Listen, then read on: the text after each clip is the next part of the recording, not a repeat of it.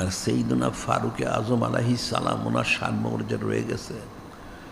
ওনার সম্পর্কে বলা হয়েছে ইলিমের 10 ভাগের 9 ভাগ তিনি হাসিল করেছিলেন সুবহানাল্লাহ সাল্লাল্লাহু আলাইহি ওয়াসাল্লাম।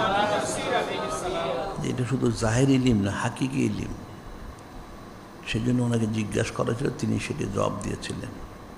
এটা হচ্ছে ওয়াল কিতাবিল মুবিন, ওয়াল কিতাবিল মুবিন, কসম, প্রকাশ্য কিতাব। কিতাব মুবিন প্রকাশ্য, প্রকাশ্য কিতাবের কসম, যিনি খলিক, যিনি মালিক বলছেন। এখন কিতাব, কিতাব কতগুলি নাজিল করা হয়েছে? কিতাব কালামুল্লাহ শরীফ তো মূল, এছাড়া 3খানা কিতাব, তাওরাত শরীফ, জাবুর শরীফ, ইনজিল শরীফ। তাওরাত শরীফ হজরত যিনি কালিমুল্লাহ আলাইহিস সালাম, অর্থাৎ যিনি সাইয়েদনা মূসা কালিমুল্লাহ আলাইহিস সালাম, ওনার প্রতি।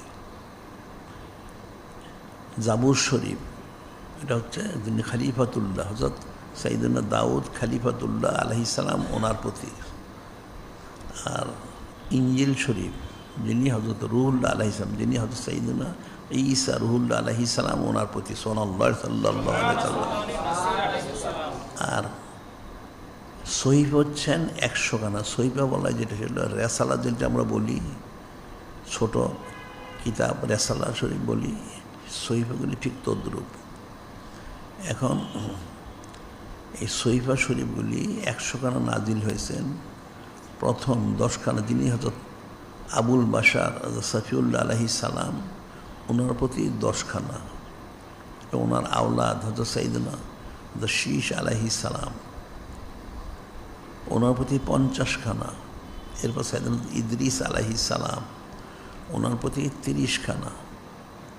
আর সর্বশেষ যিনি খলিলুল্লাহ আলাইহিস সালাম, হযরত সাইয়েদনা ইব্রাহিম খলিলুল্লাহ আলাইহিস সালামের প্রতি 10খানা, মোট 100খানা। এই সহিফা মুবারক 4জন রাসূল নাজিল হয়েছে।